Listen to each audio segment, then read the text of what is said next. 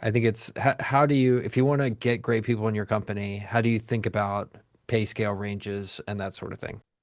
A quick reference is you take whatever you'd spend in a US salary and divide it by two. So 50% of a US salary.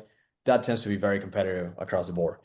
Some positions, very niche software engineers, you might need to do 60%, and some roles that are less, that are a bit more commoditized, I would say you can do 40% of a US salary and you're still finding top talent.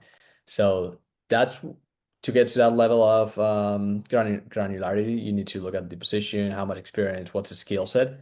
But I would say between 40 to 70%, 30 to 70%, if we want to have the whole range, is what you're aiming for of a US salary, right? And I think it's also important that jobs are not just about pay. Like you can have a terrible job that pays you really well and people hate their life. It's called Wall Street.